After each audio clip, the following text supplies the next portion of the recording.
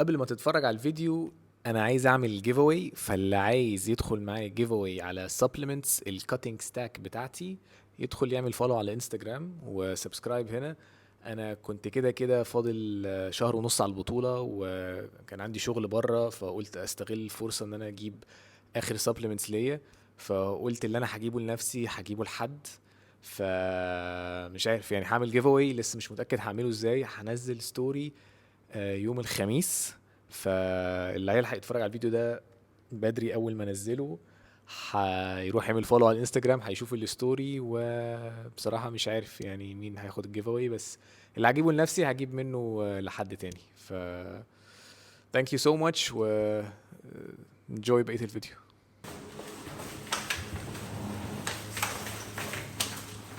عشان كده بننزل الجيم. النهارده قلت اعمل حاجه مختلفه، فهعمل زي جروشري هول سريع. انا فاضل اقل من 45 يوم على البطوله، يعني اقل من 6 اسابيع، يعني تقريبا شهر ونص. النهارده اول الشهر بالنسبه لي، فهوريكم انا جبت ايه من السوبر ماركت. وده بيبقى اغلب الاكل اللي باكله طول الفتره اللي جايه. انا بعمل فلكسبل دايتنج وباكل اللي انا عايزه على قد ما اقدر، بس هتلاقوا ان انا غصب عني عشان الكالوريز قليله وعشان اشبع وابقى تمام. هتلاقوا ايه سelection الاكل حاجات منطقيه يعني. فهحاول اقسم الاكل بروتين والكاربز والحاجات التانية، بس مبدئيا كده. آه، يلا. اول حاجه جبتها كانت الفراخ، والفراخ اللي انا جبتها كانت كلها صدور مخليه. ما جبتش اي نوع تاني من انواع الفراخ. نوع اللحمه بقى اللي انا بستعمله هو ستيك. انا يعني باكل ستيك، ده اللحمه، ما باكلش ولا مفرومه ولا اي حاجه دلوقتي. والستيك اللي بستعمله اسمه انتركوت. اوكي، الجزار انتركوت، او يعني لو انت بالانجليزي يعني هو ده اللي تقريبا النيويورك ستريب ستيك. فده مدهن شويه، بس انا بعرف ادخله في الكالوريز، وبالنسبه لي بيبقى حاجه مشبعه، يعني كاني مثلا ايه باكل حاجه فري. فده الستيك اللي انا بجيبه. والنهارده جبت كده شويه كمان، قلت اجرب حاجه مختلفه. جبت النوع كان اسمه ايه؟ بوفتيك. لا التاني. سكالوب. سكالوب. ايوه ايوه، جبت النوع بتاع السكالوب. انا عارف ان هو المفروض ما يتاكلش او تعامله معامله الستيك، بس اسمه ايه ده؟ انا جبته عشان هو كان لين قوي، ما فيهوش دهون كتير، فهي دي كانت الفكره. ده غالبا اللحوم يعني، والفراخ وكل الكلام ده. الاختراع ده زبادي يوناني اللي هو جريك يوجرت ال 0.2% بتاع جوهينا. ده يكاد يكون 15 جرام بروتين بيور، ومعاه باين 5 او 6 كارب حاجه كده. فده بيبقى فيلر ممتاز في النص. و بيض. عايز ايه؟ ممكن تشرح ان ده اتعمل عليه ريسيرش معين؟ واحدى الاسباب ان انا بجيب جوهينا بالذات ده، ان كان شفت فيديو تاني حد كان عمل زي خده وراح حلله واتاكد ان الكالوريز المكتوبه ورا صح. ف حاسس ان هو نوع من انواع الراحه النفسيه برضو. وطبعا بيض، كرتونه البيض هنا، بس انا مش قادر اشيلها. واخر حاجه تاني جبتها، وانا بحاول اقلل من الحاجات دي على قد ما اقدر، بس الصراحه هي بتبقى ساعات مسعفه جدا، خصوصا لما اكون مستعجل. الحاجات اللي هي زي الدالي ميت بقى واللانشون والكلام ده. بس انا بحاول اجيب اللي هي الحاجات اللي هي ايه، مش عارف باينه في الكاميرا ولا لا، اللي هي تحسها شبه اللحمه. في نوع تاني شويه كده بتحسه شبه الكرتون، هو فلات ما فيهوش اي حاجه. في نوع تاني تحس ان هو شويه شبه اللحمه او الفراخ، يعني في خطوط. وبسطرمه. ده البروتين بتاعي تقريبا يعني طول الفتره اللي جايه. والواي لما الواحد ساعات ايه بيتزنق بعد التمرين، كل الكلام ده. عشان الكاربز عماله بتقل جامد جدا جدا جدا جدا جدا جدا جدا، وانا هنهار. فهيبقى المين سورسز اوف كارب بتاعتي في الايام، خصوصا ايام اللو قوي، هيبقى خضار وفاكهه. طبعا الخضار اكتر من الفاكهه. الفاكهه فيها كارب، بس في انواع فاكهه بتبقى مليانه كارب. فمثلا المانجا اليومين دول موجوده، بس المانجا يعني كقاعده عامه ابعد عن الفاكهه الاستوائيه. يعني المانجا مثلا فيها كارب عالي، الحاجات دي. الحاجات اللي حلوه قوي مثلا الشمام، الفراوله، البطيخ، الحاجات دي ممتازه. انا مش عارف بصراحه احنا جبنا فاكهه ايه، بس هو في شمام هنا في مكان ما انا مش لاقيه، واناناس. ده اللي هو ايه الفاكهه اللي انا اخترتها. بس كده. اوكي. الخضار بقى جبت حاجات كتير، ففي حاجات مجمده كتير علشان ابقى جنب البروتين، مثلا اعرف اكل باميه، بسله، ملوخيه، كل الحاجات دي. الحاجات بقى اللي مش خضار او مش طبيخ، يعني مجمده بمعنى اصح، دي هتبقى حاجات السلطه، عشان هبتدي اعتمد على السلطه جامد بقى الفتره الجايه.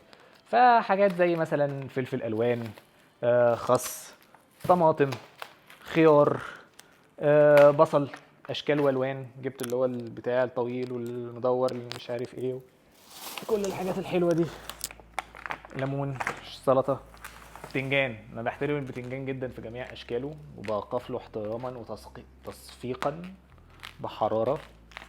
فبتنجان، قلنا المانجا مش ليا، وخيار. حاجه كمان نسيت اقولها، جبنه قريش. جبت جبنه قريش علشان ساعات بتسد، او برضو في نفس الوقت عايز اجرب اعمل بيها ريسيبيز معينه. قلت ده ممكن يبقى حاجه ايه يعني تنفعنا كده. وطبعا نسكافيه عشان نعرف نعيش، ومع النسكافيه البتاع ده الالمند ميلك، لبن اللوز.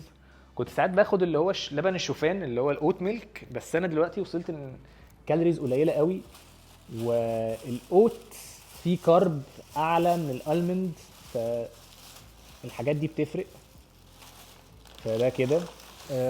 جبت بطاطا وبطاطس علشان الايام اللي عندي فيها كارب عالي، هو ده الكارب اللي انا هختاره، مش هاكل رز، مش هاكل اي حاجه تاني. علشان جيت احسبها لقيت ان البطاطا كمان بالذات اعرف اخد، مش فاكر الارقام يعني، بس مثلا لو هاخد 100 جرام كارب هيعملوا مثلا نص كيلو بطاطا، بس نفس ال 100 جرام كارب ممكن مثلا يعملوا 400 جرام بطاطا، 400 جرام بطاطس. نفس ال 100 جرام كارب مثلا في الرز برضو 400، فالبطاطا كانت اعلى شويه. قلت عشان اشبع اليوم اللي هيبقى عندي فيه يعني كارب عالي. ما لقيتش جزر، كنت عايز جزر عشان السلطه، كنت عايز مشروم برضو ما لقيتش، بس يعني ايه جبنا كده. بعدين جبت حاجه عشان انا شخص كسول جدا جدا جدا جدا. لقيتهم بيبيعوا زي اللي هي الايه بتاع دي، اللي هي سالاد، اسمها سالاد بلند. دي هي اصلا فيها ميكس بقى اللي هو مش عارف حاجات خضراء وخس وبتاع ومش عارف ايه وكيل وبيبي سبينج وكل الحاجات الحلوه دي. فقلت ده هيبقى زي بيز سلطه محترم. جبت منه كتير قوي عشان ليفل الكسل مش عايز اقول لكم احنا فين. ايه تاني؟ خس برضو. كمان بقى اوكي عدس. انا البتاع ده بستعمله جامد قوي الفتره دي، علشان ساعات بقى اكون عايز حاجه كارب، ومع الكارب القليل بيحصل لي مشاكل ان كارب قليل، فغصب عنك ساعات الفايبر بيبقى قليل. عشان كده جبت حاجات سلطه عشان اعلي الفايبر، عشان الفايبر هيفرق معاك جدا في الهضم ودخول الحمام والكلام ده. فكتير قوي بعتمد على العدس، بس عشان بيبقى فيه فايبر عالي، وهو كارب وبروتين وفايبر، فالدنيا تمام. والايام بقى اللي ما بعرفش ادخل فيها العدس عشان الكالوريز فيها، جدعان المنتج ده انقذ حياتي. اسمه سيلينيوم هاسك. البتاع ده هو يعني بصراحه مبالغ في سعره شويه عشان ما اكدبش عليكم، بس البتاع ده عباره عن بيور فايبر. انا مش عارف هو باين في الكاميرا ولا لا، بس هو عامل حاجه شبه البودره كده. ده عباره عن فايبر، فانت مثلا هتحط 20 جرام، هم 20 جرام فايبر. فدي حاجه الصراحه في منتهى الجمال. واعتقد بقيه الحاجات هي مكونات للسلطه، زي السبانخ، كيل، اللي هي سويت كورن، الذره. طبعا عيطت لكم وقلت لكم مفيش مشروم ولا صح، وجبنا ده افتكرت. شاطره جدا والله. ماشي. فده هنا كده النسكافيه، بصل، حاجات خضرة تانية، و جبت واحده تورتيه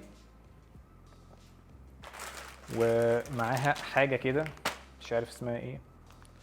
اوكي ماشي. البتاع ده يعني جربته كده من فتره. ميزته ان السلايس الواحد فيها 19 كالوري، فتقريبا ولا حاجه. اي نعم طعمه عامل زي الكرتون، بس ده مثلا ومع ازازه ميه بيسد لما تاخد كام واحده. تورتيه طبعا انا بختارهم بناء على الحجم والفايبر عشان اشبع. نسيت اقول لكم الفايبر غير الهضم ودخول الحمام والكلام ده، الفايبر بيملى البطن، انت بتشبع. وبعدين ممكن ندخل في قصه طويله عريضه بان الفايبر ممكن ما تحسبوش من التوتال كارب بتاعك عشان ما بيتهضمش، بس يعني فيلم تاني ليوم تاني كبير جدا. جبت بقى البتاع ده رايس بيبر. البتاع ده انا مش عارف هو فيه كالوريز قد ايه، بس انا شفت بيه ريسيبي على انستجرام، حد جابها وحط زي نص موزه كده وعليها المند باتر ودخلها الاير فراير 5 دقايق، فهي عامله زي بتاع ورق شفاف كده، فقامت مسكت الموزه والموزه جوه كرملت سنه مع الالمند باتر، والبتاع الشفاف ده نشف، فلما عمل خش كسرت، وانا الدايت موتني، فقلت لا انا لازم اجرب الاختراع ده. بس كده. في كبده نسيت اقول لكم، كبده. فانا تقريبا كده وريتكم كل حاجه. هل في حاجه ناقصه؟ بهارات، بس ما اعتقدش ان حد مهتم قوي بالموضوع ده. مستردة، ده بجد الهيرو بتاعي، المستردة والشطه. 0 كالوريز، دي الصوصات اللي انا بلجأ لها بطريقه بشعه جدا يعني. و بس كده. انا هسيبكم عشان الكبده خلصت ولا لسه؟ اوكي الكبده اولموست خلصت، بس انا برضو هسيبكم، انا جعان جدا. الساعه دلوقتي 8 بالليل، انا صاحي من الساعه 7، كان عندي مشاوير شغل، اتمرنت، لعبت كارديو، وبس كده. اشوفكم الفيديو الجاي.